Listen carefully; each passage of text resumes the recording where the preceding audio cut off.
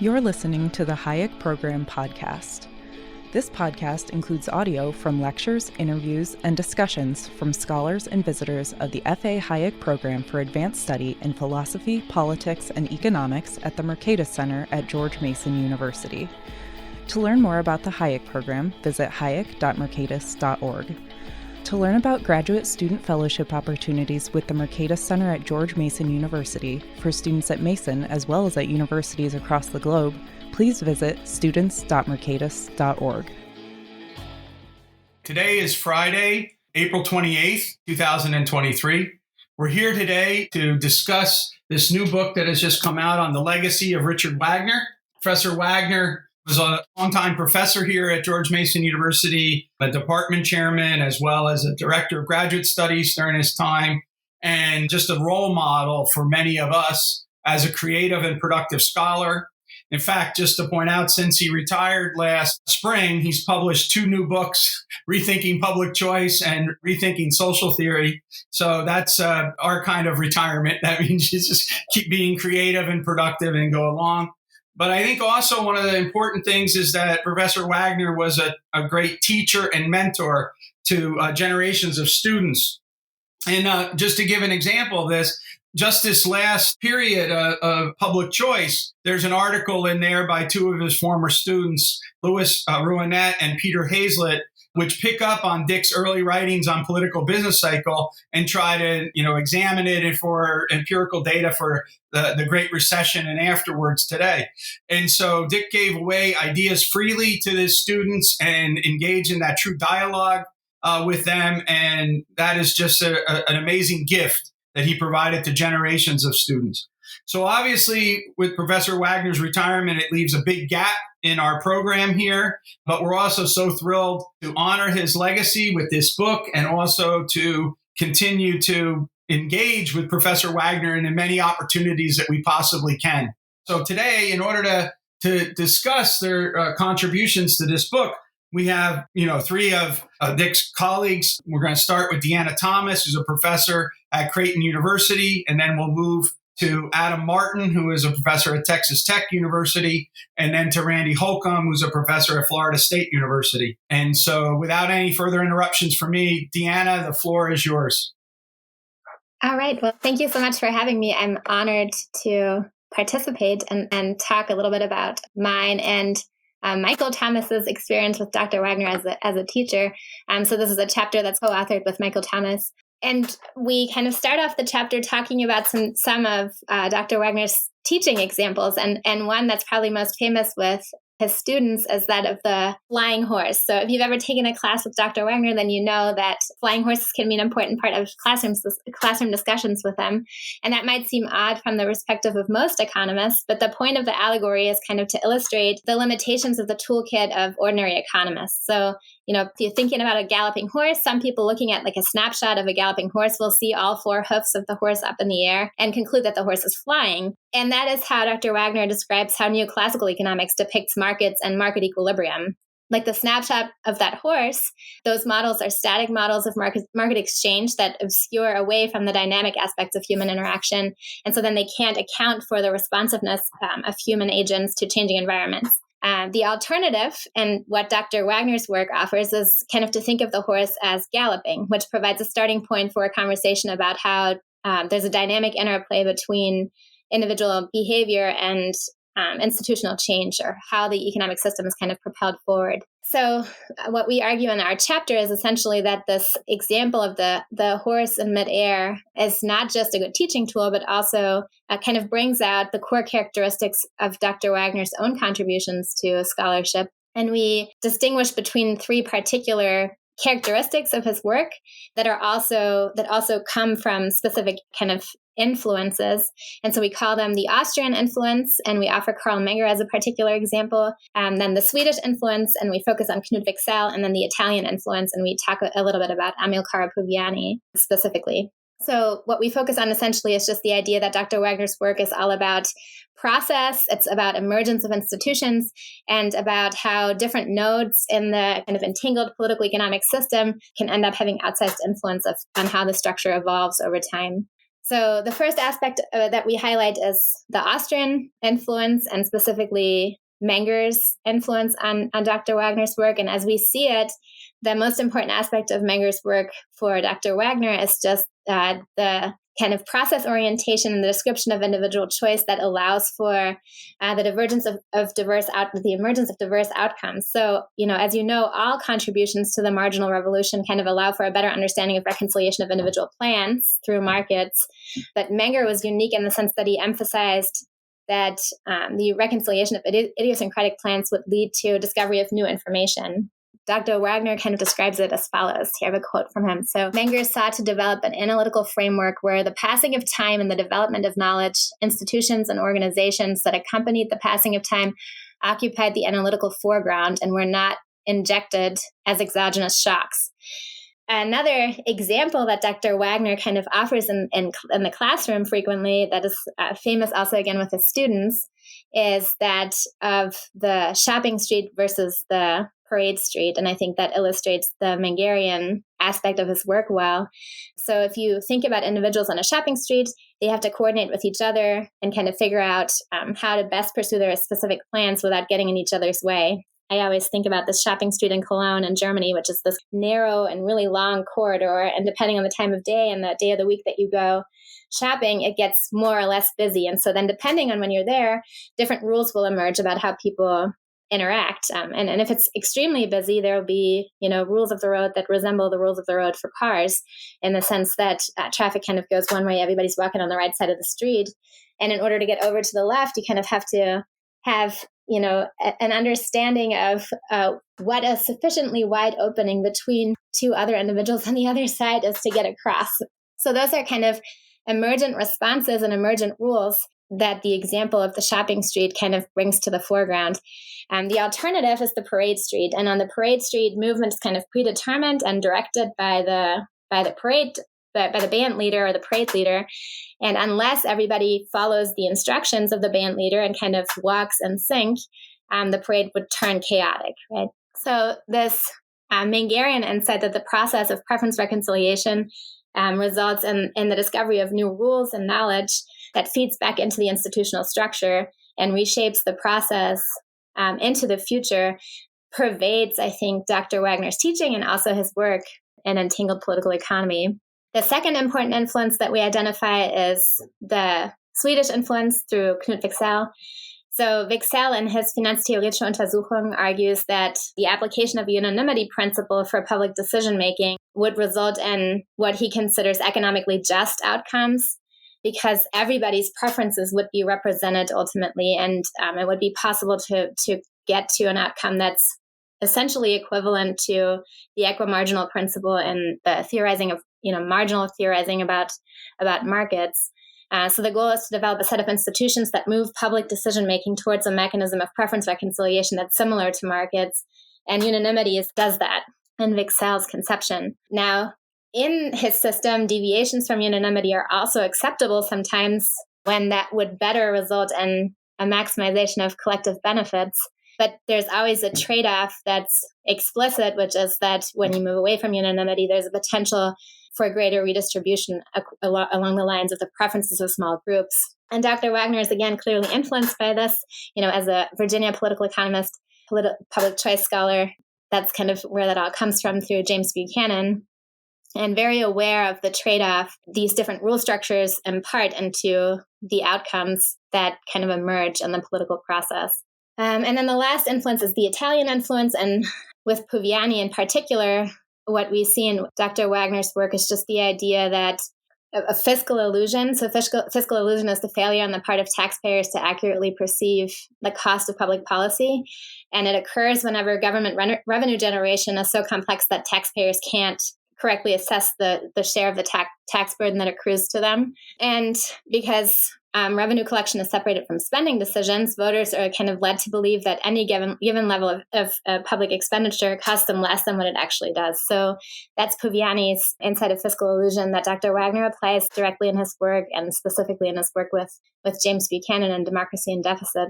What we kind of highlight as the generalized insight here is just that different groups can kind of form nodes of outsized importance in the network of entangled political economy that Dr. Wagner describes. And we think that the influence of Puviani is kind of clear in his description of how those networks evolve over time. So we go on in the paper to, after we articulate these three specific influences, to kind of show how in different aspects of Dr. Wagner's work, these insights are reflected. And we talk specifically about democracy in deficit, but then also Dr. Wagner's work with Tollison on the transitional gains trap. And then finally, entangled political economy. And in all three examples, we try to highlight how this idea of process from Menger, the emergent institutions and institutional feedback from Wicksell, and then this idea of the nodes of outsized importance from Puviani are all reflected. And we highlight these three aspects because that's what are kind of the aspects of Dr. Wagner's teaching and his work that stood out to us and that still inform the work that we do today. And that's how we frame this chapter. Thank you, Deanna. Okay, Adam? Just like Deanna, I want to thank you all for being here, especially Professor Wagner. It's been great to be part of this project. My chapter is co-authored with Vince Miozzi, who's a graduate student at Texas Tech. He'll be on the market this fall, so everyone should take a look at his CV and digitally hire him. And it's actually based on some earlier work with Deanna, is where we took our starting point, because Deanna and I years ago wrote a piece on political entrepreneurship in the congressional committee system. So this piece is called Expressive Entrepreneurship, and it's trying to build out more of that framework that Deanna and I had originally created in sort of a meta way, because that's the way I like to approach these things, which is to try and put the economists inside the model and try to use economic reasoning to explain economic scholarship itself. So we start with this idea from David Levy and Sandra Peart, which is that economists should put themselves inside the model, that we should think of ourselves as part of the process that's generating these different sorts of social outcomes. And so Levy starts in his original work with a sort of Stiglerian sense that the scholar is a utility maximizer, and that the scholar's attempt to maximize his own utility can be in tension with what's good for the public or with what a particular body wants him to answer, right, with whoever his constituents are. And I don't want to caricature their view. They add in some stuff about Smithian sympathy in later work and ways that can help resolve the problem. But this is borderline a model of the scholar as a sort of rent seeker, and that we should be suspicious. And given the sort of empirical applications that Levy and Peart have to the eugenics era and things like that, that sort of model makes a lot of sense. And we contrast that with the classic view associated with Keynes, what Buchanan and Wagner, borrowing from Herod, call the presuppositions of Harvey Road, or what Skidelsky calls even more baldly the economist as savior in his biography of Keynes, that the economist swoops in instead of being a rent seeker and sort of fixes the problems that are wrong with society. And what we want to do is sort of carve out a middle ground and perhaps a more optimistic picture between these two that isn't as grandiose as the Keynesian vision and isn't quite as suspicious as the sort of Stiglerian view. And I think both of those views confront a puzzle that we identify, which is that the vast majority of research is read by very few people. 30% of social science articles have no citations at all 5 years after their publication, and 30% of those articles that are published account for over 80% of the citations. So the rewards for publishing are distributed extremely unevenly. So one obvious answer that can explain why people publish so much stuff that no one's reading is just tenure and promotion. But we think even that belies the volume, especially of particularly dedicated scholars like a James Buchanan or a Richard Wagner. Like, how far along do you get in the 20 volumes of collected works before the marginal instrumental benefit of an extra article is zero?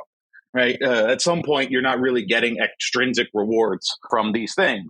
Another possibility is that you could think of these individual articles as like lottery tickets or raffle tickets. So any given article might not get read, but there's a small probability that this one is going to be a big hit. So think of it like buying a raffle ticket to a house on Harvey Road. This is going to be the one that has a big influence. And again, we don't think that explains a great deal of what's going on here. So this is when we bring in the ideas from Deanna and I's older paper, which I'll try to speed through as quickly as possible, just because it's a different paper, that there's various levels of political institutions out there.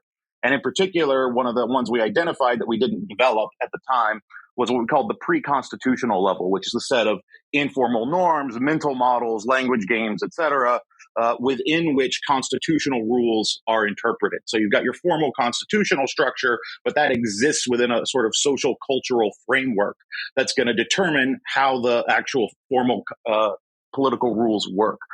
So an example we use in the early paper is that the progressive era, whether or not there was a single amendment passed to the U.S. Constitution, the progressive era would have counted as a sort of constitutional shift just because it would have changed the way that people understood the relationship between society and the state.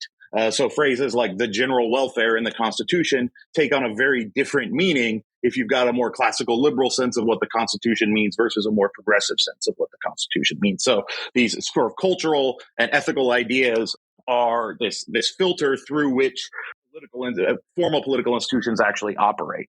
And in that original paper, we identified the motivation of what we call pre-constitutional entrepreneurs, people that try to change those most underlying rules of the political game as expressive, and as opposed to instrumental. So we're using expressive in the same way that Brennan and Lemaski use the idea of expressive voting in their Democracy and Decisions, and we contrast that with instrumental. So we're saying that the motivation is intrinsic, or what Brennan and Lemaski call input causal rather than output causal.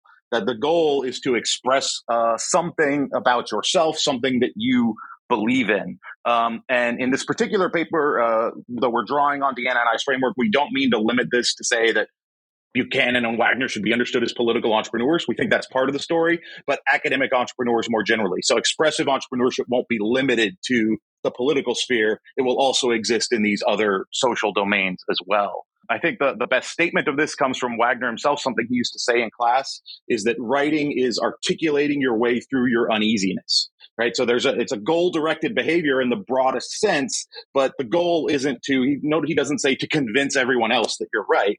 Right. The goal is to settle something that's uneasy within yourself because there's a way that a topic is being discussed out there in the literature or out there in the world, and it conflicts with some sort of commitments that you have. So by expressive, we don't mean what's in sort of modern language people call performative. We don't mean that it's insincere in any sense, quite the opposite. In fact, the things that people want to express most are their most sincerely held commitments. And for us, in terms of identifying how expressive entrepreneurship, which is the attempt to generate novel ideas, novel expressions of commitments to these underlying principles, they take two main forms we call analytical principles and normative principles. Now, you could have other sorts of scholarship that might be like, I've got a commitment to, say, empirical principles for doing good empirical work. Since we're not talking about scholars that run a lot of regressions, we focus our view on those analytical and normative principles. And these are primarily academic, but to some extent they are political in the sense of trying to inform the broader political ethos of a society. So then the rest of the paper, we treat first Buchanan and then Wagner themselves as these expressive entrepreneurs and try to walk through their ideas and show how they conform to this pattern of expressively generating creative arguments for a set of underlying held principles. And to add an extra level of meta to it, we draw primarily on Wagner's biography of Buchanan in order to analyze Buchanan's own work. So Wagner has this great line. He's referring to Buchanan's 1949 piece, The Pure Theory of Government Finance, where he says that this piece is the sapling from which grew nearly the entire corpus of his subsequent work, which 64 years later had grown into a mighty oak tree that cast a large shadow over the territory of political economy. So the key distinction in that 49 piece from Buchanan is an individualistic approach to public finance versus an organismic approach. And that you can actually, if you take that core idea, you can actually see how that core commitment, it results in all of these other signature ideas that Buchanan develops over the decades. As he takes this core commitment and introduces it into new contexts and new debates, he generates all these other ideas that are quite powerful in developing his own framework. So when it comes to define what economics is and what economists should do, it makes perfect sense if you've got an individualistic perspective that you would want to emphasize exchange over allocation, hence his "What Should Economists Do" piece in the Southerns. It makes sense that when you come to analyzing politics that you would want to emphasize exchange over truth-seeking, because there is no corporate body out there whose will we are trying to figure out. Instead, we're going to treat politics as an exchange process. And once you treat these things as exchange processes, first and foremost, you're going to want to know about the rules within which exchange takes place. That's going to give rise in the political sphere to constitutional considerations, because you're going to want to analyze the rules within which the political bargains are happening. And then it also gives rise to Buchanan's heavy emphasis, especially later in his career, on spontaneous order as what he calls like the one idea really worth teaching to members of the public, right? And that's a relatively clear expression of him trying to be a sort of pre-constitutional entrepreneur in some sense, right? We want to give people a vision in their heads of spontaneous order so that they carry that with them into the public sphere when they act. And related to this, obviously, are Buchanan's normative commitments, which is just simply based on the idea that exchange is mutually beneficial, which he interprets differently from most economists because it's based on consent, not based on utility. So he rejects the typical utilitarian interpretation of the standard economic models, right? That gives him his classic idea that you shouldn't prefer advice to benevolent despots, which we interpret as you can't really shortcut democracy. The economists can make proposals to the body politic, but they should be addressed as citizens to fellow citizens, not as experts sort of reigning on high. I already mentioned the idea that we should be teaching spontaneous order, but I think the idea of Buchanan's normative commitment later in his career comes through most clearly in The Soul of Classical Liberalism, and that's very clear, where he's trying to say we need to paint a vision in people's minds that will actually inspire them to embrace liberty and limited government and those sorts of things. So that we see as a sort of role for an economist that is not, it's not just a pure self-interested rent seeker, and it's not the economist is going to save society, but rather the economist is a participant alongside other participants in this sort of democratic process and trying to influence it by winning the assent and the minds of his fellow citizens. So when talking about Wagner himself as an expressive entrepreneur, Deanna already hit on the key ideas. The main thing I want to add is that this is, again, something I learned from Deanna. Going back to Wagner's very first publication, which is a review of Mansur Olson's Logic of Collective Action, Wagner takes Olson to task. He says, most of this is basically right, as far as if I'm reading the argument correctly. Most of this is basically right, but he's missing the forest. He's missing the forest for the trees because he's ignoring the political entrepreneurs that give rise to these different coalitions and interest groups and so on and so forth. So that emphasis on dynamic change and entrepreneurship is there right from the beginning in his work. And the way that we try and cash that out is going through some of his recent books and talking about these distinctions he makes between a Mingerian versus a Walrasian window on the social world, or entangled versus additive political economy, or conjunctive and disjunctive visions of public finance. These are all ways of trying to articulate this fundamental difference of visions, right? So you got this continual generation of creative new ways of talking about his own view of how social theory should actually work that is driven by this commitment to this underlying set of principles. And on the normative side, that's also where I think Wagner is very interestingly different from Buchanan, in that there's still a focus on entrepreneurship. So the rules are constantly in flux. So Buchanan's contribution of having a sort of two-stage select the rules, then play the game, it's brilliant, but what Wagner does is complicate that even further by pointing out that it's through the process of living in the rules that we are continually adjusting the rules themselves. So that lands him in a firmly what he ends up drawing on an inside-out perspective on social theory as opposed to an outside-in. So I think there's as much Vincent Ostrom in Wagner's normative work as there is James Buchanan. So there's no clean two-stage process. And because entrepreneurship plays such a central role, the idea of a sort of moral imagination comes out.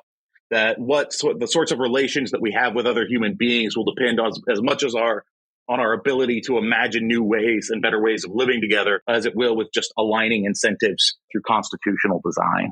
So that's the sort of core of the paper. And I think the takeaway for us is that if you've got this set of core commitments, plus the wide-ranging intellectual curiosity of a Buchanan or a Wagner, plus their work ethic, that's probably the hardest part for a lot of people. You're going to have potentially decades of sustained creative output where you generate lots of novelty from a set of core ideas. Thank you, Adam. Randy, we move on to you. Okay, thank you very much, Pete.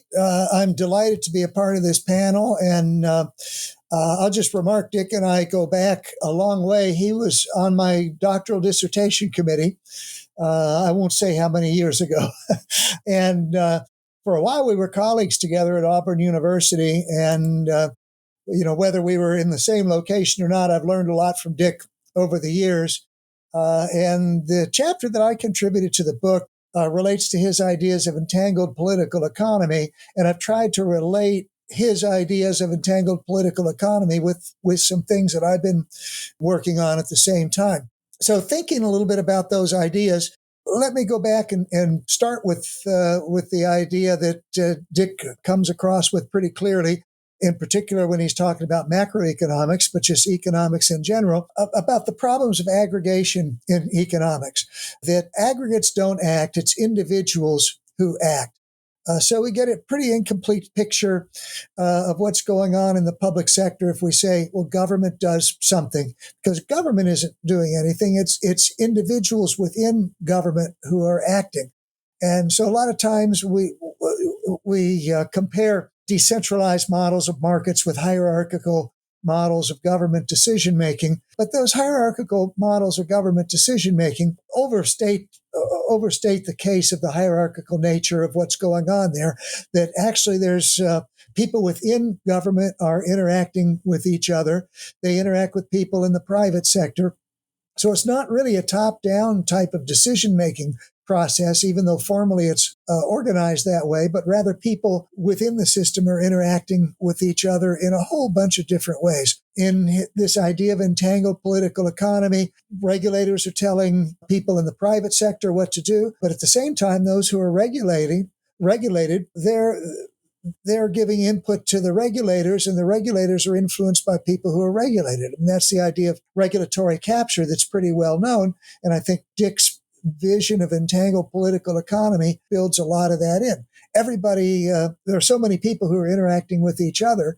And so the hierarchical view of government decision-making is potentially misleading. Now, when I'm thinking about this and the chapter that I contributed to this volume, everybody doesn't interact with everybody else. And the big issue that I'm bringing in, that I hope adds something to Dick's framework, is that transaction costs prevent some people from interacting with others. So we see this entangled nature of political economy where there's negotiations going on, lots of people interacting with lots of other people. But as I say, everybody doesn't interact with everybody else, because transaction costs often prevent those interactions from occurring.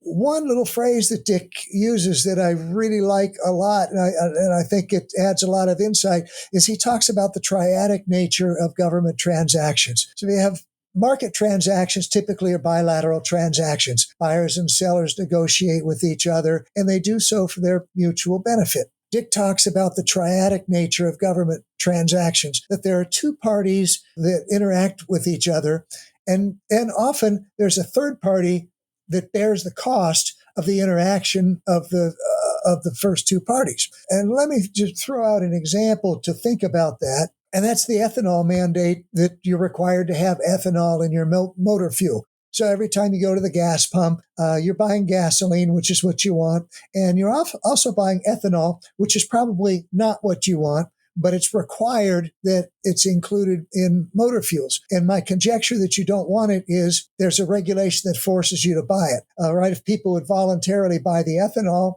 you would need to have a regulation to force them. And so what's the origin of that ethanol mandate? And a lot of it, we can go back and look at the negotiations between legislators and the corn lobby. Corn farmers, corn processors, especially corn processors. Archer Daniels Midland is a pretty big player here. And so you have lobbyists negotiating with legislators, and you end up getting this ethanol mandate. So the lobbyists, the legislators, those are the two parties who are negotiating with each other. But then going back to Dick's idea, this triadic nature of government transactions, the people who are buying gasoline, those are the people who bear the cost. And the people who are buying the gasoline, that third party who's bearing the cost, they're not really so entangled the way Dick is presenting it with the political economy. Transaction costs prevent them from engaging with each other. So you have the lobbyists, you have the legislators negotiating with each other, and then you have a third party, the buyers of motor fuels, and they're bearing the cost, but they're not really engaged in the transaction. I mean, they're not entangled in the sense of they're negotiating with anybody. They're just forced to bear the cost. And this idea goes back to an idea of Pareto, where Pareto talks about logical versus non-logical actions. And here I give Dick full credit for turning me on to the idea, because the notion that I should be looking at Pareto, and this is in his book, The Mind and Society, that's an idea that I got from Dick. I thought, okay, maybe I ought to take a look. But Pareto, he talks about logical versus non-logical actions. Logical actions are actions where you take an action and it affects the consequences. Non-logical actions, you take an action, but it has no instrumental effect on any outcome. So, for example, you go to a restaurant and you're thinking, should I order the salad or should I order the pizza? And you order the salad, you get the salad. Okay, so that's a logical action. You take an action and it affects the consequences.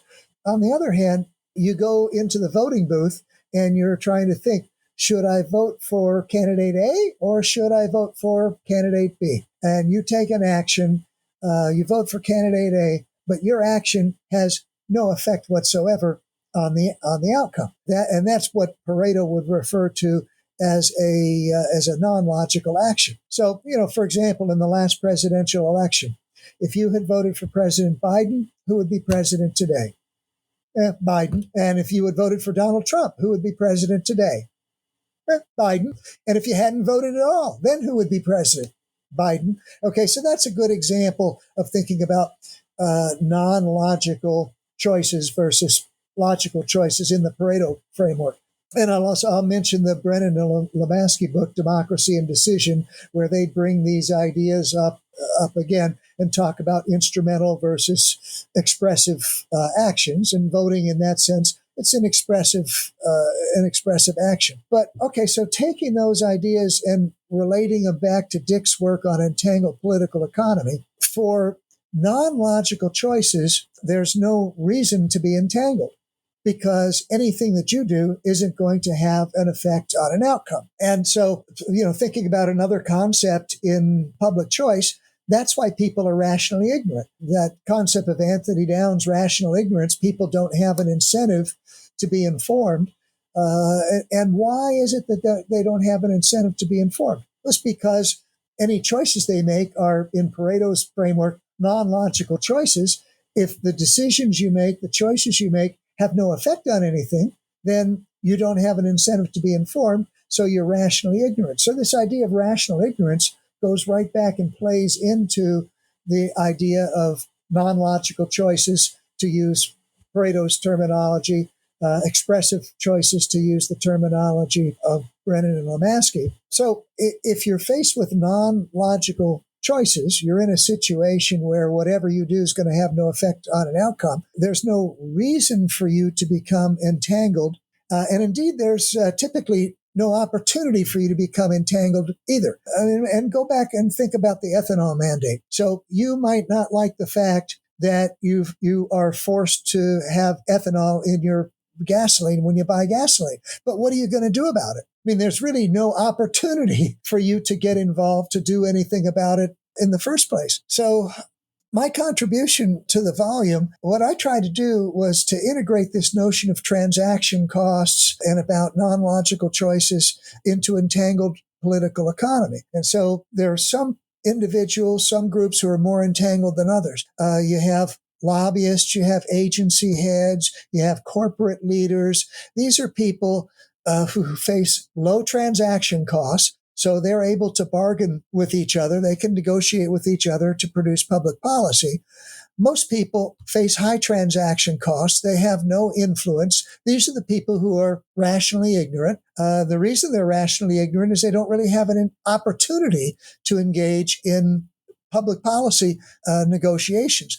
That's the third party that Dick is talking about when he refers to the triadic nature of government transactions. So you have two groups, two individuals who are engaged in transactions. They're entangled. And then you have the third party, and the costs are imposed on them. They have no real incentive to get involved. They have no real opportunity to get involved. And so they are not really a part of that entangled political economy. They have to take the public policies that come to them, and there is not too much that they can do to affect outcomes.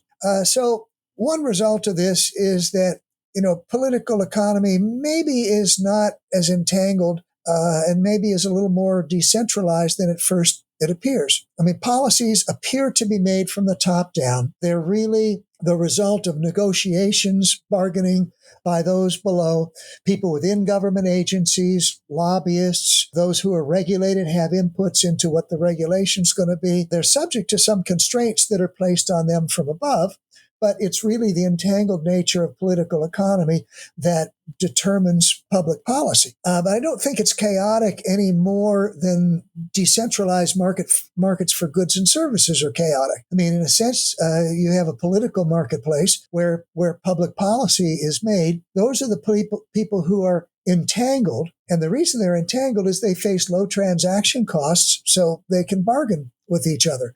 So you have a decentralized political marketplace. Outcomes often are unplanned. Often they're unintended consequences of the decisions that are made at the top. But if you take into account that some people face high transaction costs, so they're not able to engage in the political bargaining, there's a subset of that the political issue space that's entangled. Those are the people with low transaction costs who can bargain with each other. And I think that's where I really see the application of Dick's idea of entangled political economy.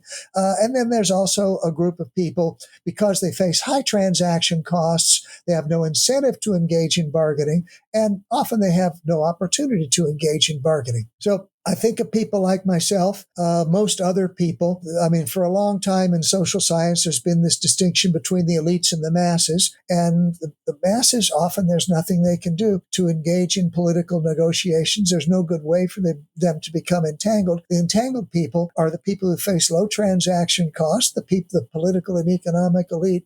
Those are people who can bargain with each other. They're the people who make public policy. And a lot of times the results are unplanned and unintended, just the same way that results in the marketplace for goods and services can be unplanned and unintended. So I will close my comments with that and turn it back over to you, Pete.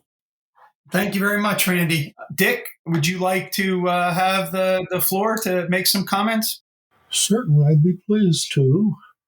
First of all, I'm very grateful to you, Pete, and Chris for organizing this volume. I got out of graduate school in 1966, and kind of when I look through that and look through the list of publications, I'm so, damn, there's been a lot of time spent thinking, fussing, reading, and that's one of the things that longevity, I guess, can do for you, is give you a big list of things.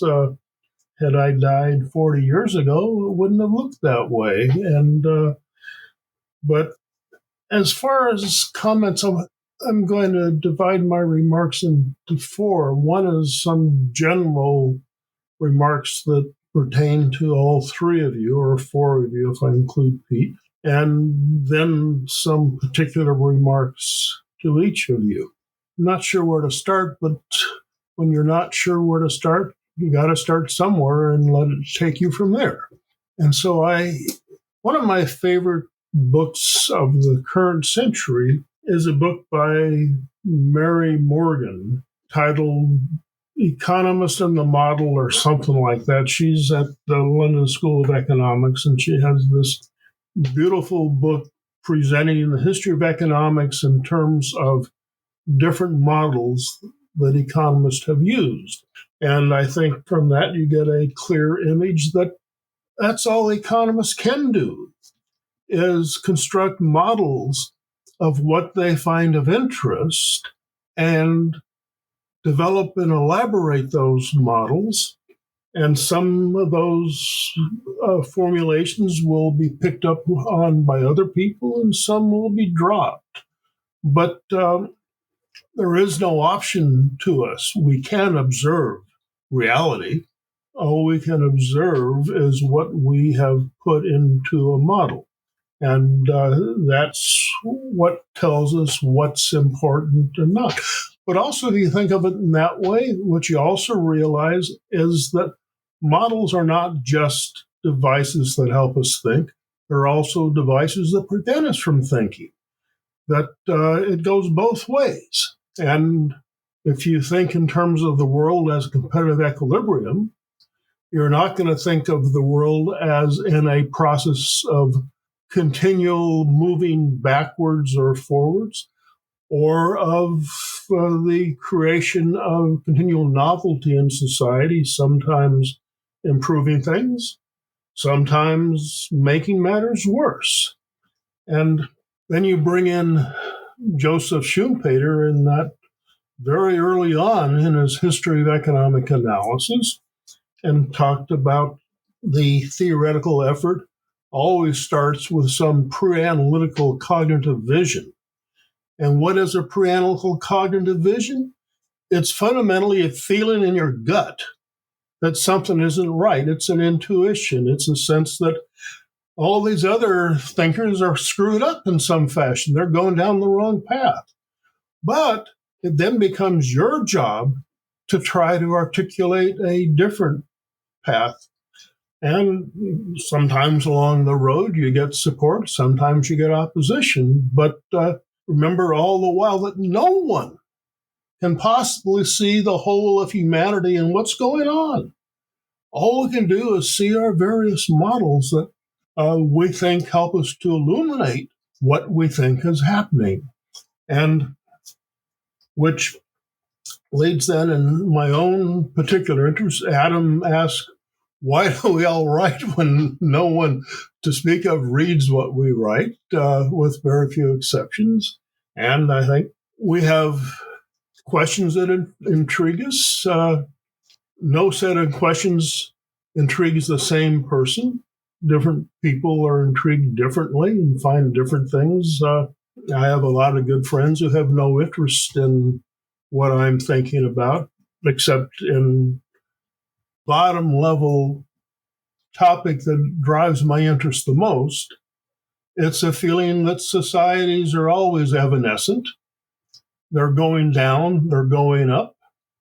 I personally have a feeling that things are going in a bad direction in this country and have been, not just this country, but in many places. I also have a feeling very much that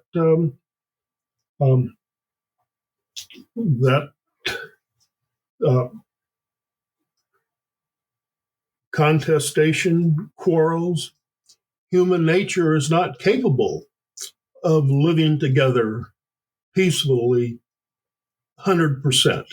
It's that we are part of the higher mammals, the highest in the feeding order of the mammals. All of the mammals quarrel, fight, sometimes savagely. And such a thing as fighting is a social activity. Any social activity is an activity that involves two or more people. Robinson Crusoe cannot fight with himself, but he can trade with Crusoe or with Friday, but he could also fight with them, enslave them. There's all kinds of historical examples of the vileness and the nastiness of humanity as well. And I think as my own sort of analytical commitments are these things are all capable of being thought about, which is different from being able to eliminate the things you don't like. That's, thinking about something is much easier than it is if there are things you identify, like the quarrelsomeness of humanity, or as it gets out of certain bounds. And so, in terms of my own pre-analytical cognitive commitments, it is that humanity was born in conflict, and homogeneous groups are no answer to that conflict. Look at Cain and Abel, and from that day on. Or if you look at the Bible in general, it's full of quarrels and fights and so forth. And so when then I come and say, to start off with, take the three of you in order, when I come to Diana, there's a question of it. I started off saying that the models we use are going to channel our thought and take this question of it's present. It's probably why I've come increasingly over the years I would put Pareto above Wicksell or Menger in this respect, for the reason that Pareto started off as an engineer, turned to economics, thought he was going to improve upon Walras. And in the process of writing his, 1906 or whatever it was, Manual of Political Economy, began to wonder, damn, markets are so wonderful for organizing people. Why do people hate them so much? Why do they have such weak support? And in puzzling over that, Pareto then turned to his sociological work, culminating in his theory of sociology, mind and society, and developing his formulation of logical and non-logical action. And in conjunction with that, a sense of the ease with which carriers of non-logical action could gain an advantage. Similar, I think, in many respects to Jane Jacobs' what's the title of? She had a little book that was framed as a dialogue of people meeting on a Saturday afternoon and talking about stuff. And she coined the distinction between commercial morality and guardian morality, and how if you got too much guardianship taking over the commercialness, that's you get what she called monstrous moral hybrids, and that's a source of degenerative kinds of activities. And my own take on what I dubbed as entangled political economy is partly out of interest in following certain kinds of physics. There's a branch of quantum mechanics that there was a woman in the physics department at Maryland who put out a book that I wrestled with. I'm not going to say that I got it all, because I certainly didn't. But it was a transactional approach to entanglement in physics, and it fits my belief that all action in society is transactional or relational, as Michaela Novak put out in her paper in this book. So there is no such thing as one person who's able to twist his nose and things happen. Everything happens through planning, through organization, through transactions. But the question is how, again, can you organize your thinking about that in a way that carries you forward to where you think you want to end up, which is how, again, to make a better world, which can only be made through some kind of bottom-up process. And that's what leads me then to the idea of systems theory, which was, of course, the main point of Abby Devereaux's essay in this volume. And systems theory leads thought to a very different direction. In my judgment, the first paper on systems theory and economics is one of those Italians that Diana referred to, which was Maffeo Pantaleone. One of the features of my age, apparently people tell me, is sometimes names have an ability of getting away from you, and you have to, I've even been known myself when I'm looking for references, I'll have to go to something I've published and thumb through. Ah, yes, that's it. And so Maffeo Pantaleone, in the 1911 two-part issue called Properties, something like Properties of a Political Price System. And his model asks us to imagine a society organized between two bazaars. One bazaar was a market bazaar that operated according to the price theory of the time in 1911, which was basically a marginal cost pricing was a competitive equilibrium.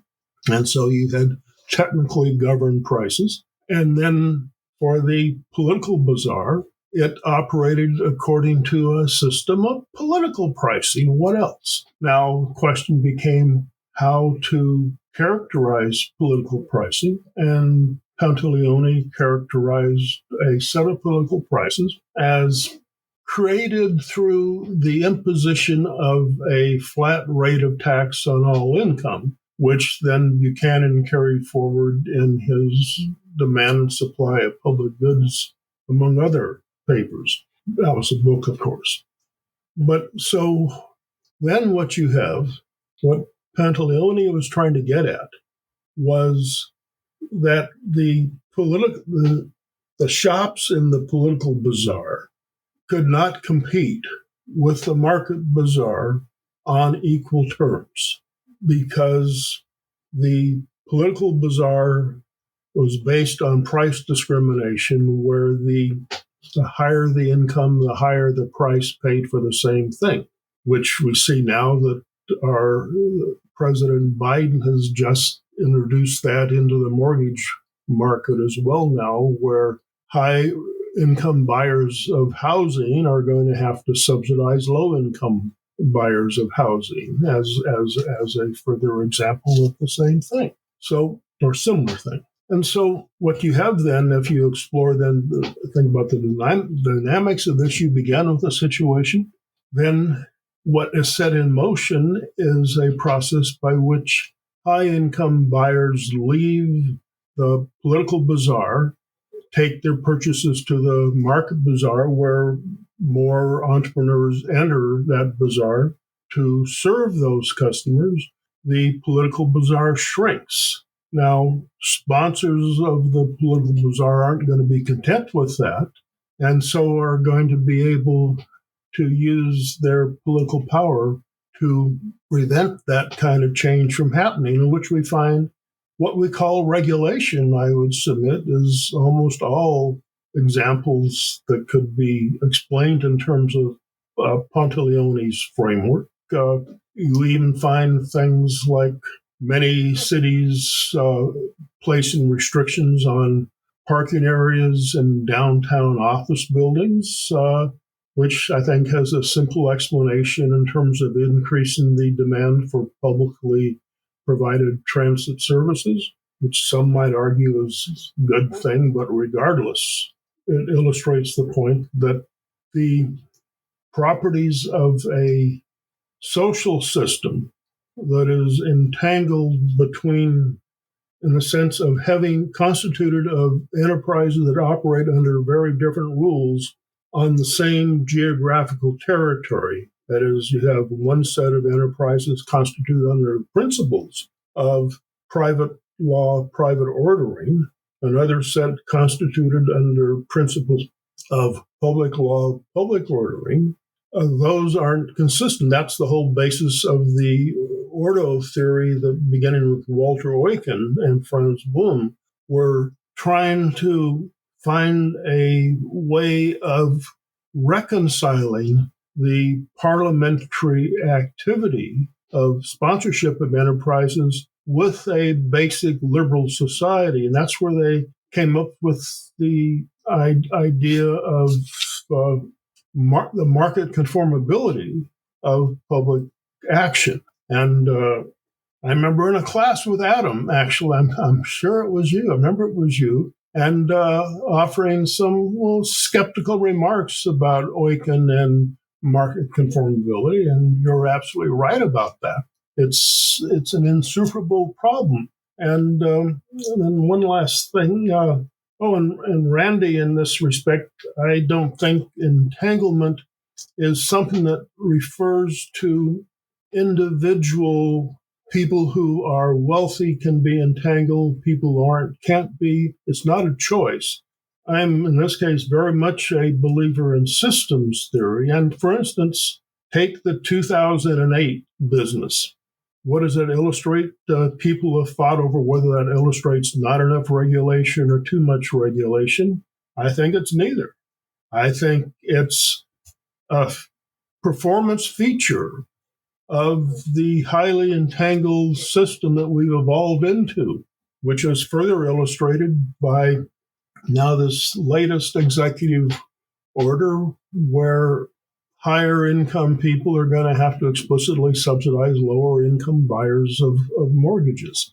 And back in, you had similar kinds of arrangements where, for instance, there exist various kinds of regulatory edicts by the Federal Reserve, Federal Home Loan, various agencies that put out portfolio characteristics of lenders that that lenders have to show a distributed portfolio where at least so much percentage of the loans must be in various zip codes that have less than 1/3 the average income of that zip code and things like that, which means that you have regulations that are going to mean that mortgage lenders to operate have to make some loans that have negative expected values. Now, in order to get loans of them making loans of negative expected values, there's going to have to be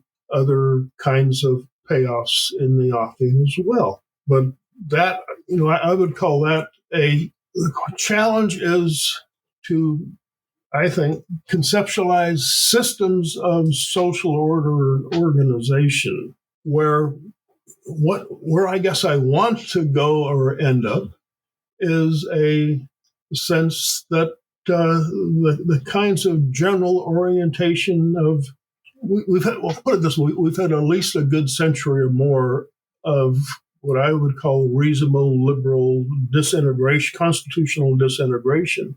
But I don't see any point in trying to say that because no one is going to believe that without the accompanying conceptual framework that makes it, this is an interesting way of thinking about, oh my God, we are screwing this up because if people have to have their feet held to the fire in order to perform well or something like that. And which gets to my final point is that also I think these kinds of questions can't be reduced just to explicit rules, articulated rules, because the moral sympathies, frameworks, outlooks are also important.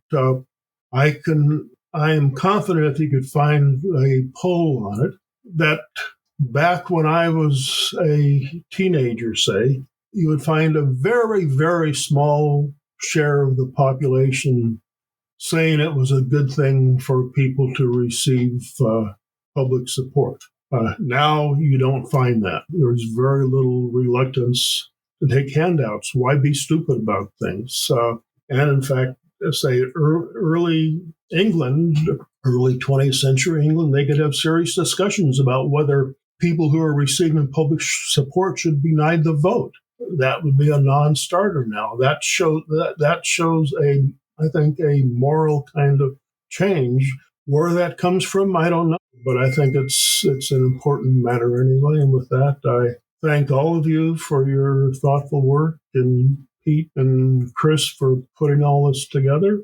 I've read all of the essays and find them interesting and fascinating in the various directions they go, and it makes me want to keep going forward. And I'm 82 today, as it turns out. And I have for a long time harbored the image that I'm going to publish a book when I'm 100. There's a man I met when I was at Tulane. His name was Jacques Barzun.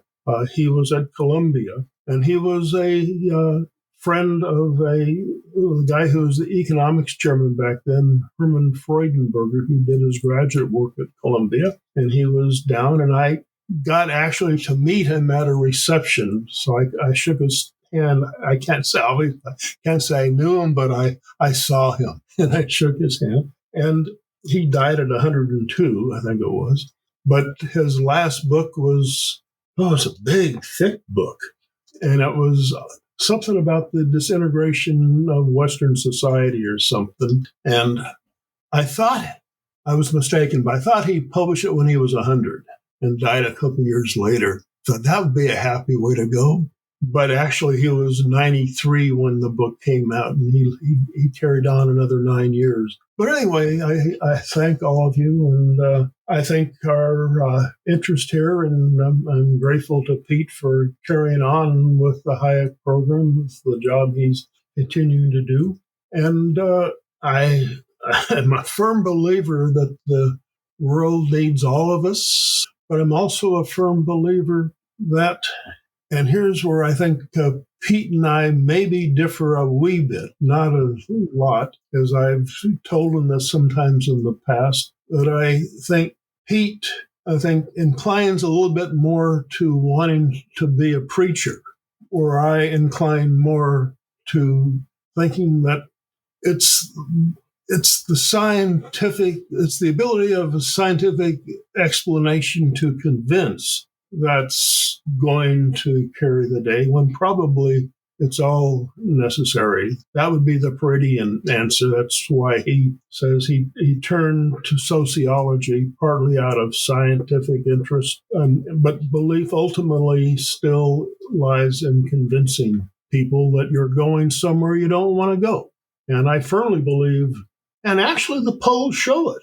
If you ask polls, somewhere around 80% of Americans think we're heading in the wrong direction. But I'll stop there. But thank you all.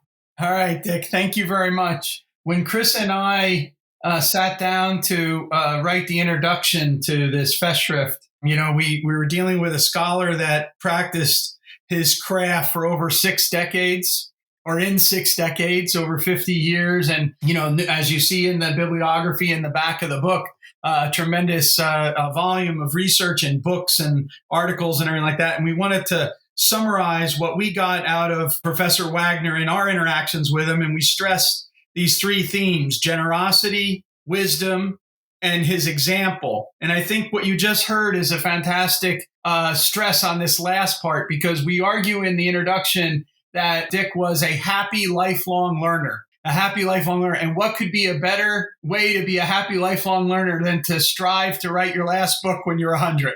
So I think that's a very, very fantastic, note to end on, and that we can all aspire to have such hopes. And so, Dick, on that behalf of everyone here at the Hayek program and involved with your former students and colleagues, we really do wish you the best in this next chapter, and greatly appreciate everything that you've done for the science, but also personally for all of us individually. So thank you.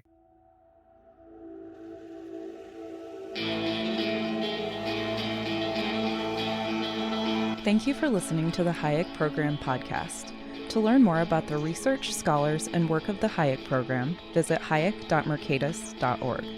For more information about graduate student fellowship opportunities for students at Mason as well as at universities across the globe, please visit students.mercatus.org.